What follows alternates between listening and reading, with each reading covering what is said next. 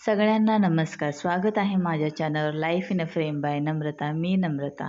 तर आज आपण बनवणार आहोत सोयाबीनची भाजी.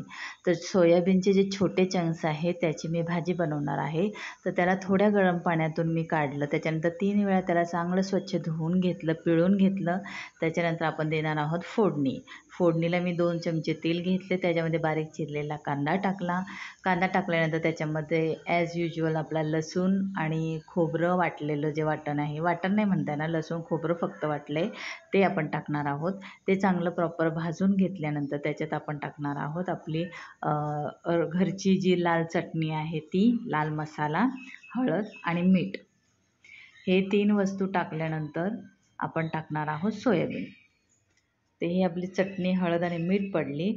याच्यानंतर आपण सोयाबीन टाकणार आहोत. जास्त काहीच नाही टाकायचं आहे आणि साधी सिंपल रेसिपी आहे. सोयाबीन टाकल्यानंतर त्याला आपण चांगलं फ्राय करून घ्यायचं. सगळ्या भाजीला मसाला लागला पाहिजे आणि ते झाल्यानंतर आपण थोडंसं पाणी टाकणार आहे. साधं नॉर्मल पाणी टाकायचं आहे आणि नॉर्मल पाणी टाकल्यानंतर त्याच्यावर ठेवायचं आपल्याला झाकण. उकळी आल्यानंतर त्याच्यावर आपल्याला ठेवायचे झाकण आणि मध्ये मध्ये आपण झाकण काढून थोडंसं त्याला हलवून घ्यायचं आहे, खाली चिटकायला नको म्हणून. आणि आपली भाजी तयार आहे. ही आहे आपली सोयाबीनची भाजी. याच्याबरोबर गरम गरम भाकरी आणि आज केलं होतं उडदाची आमटी किंवा घुटं म्हणू शकता. हे आहे आजचं आमचं जेवण. Thanks for watching.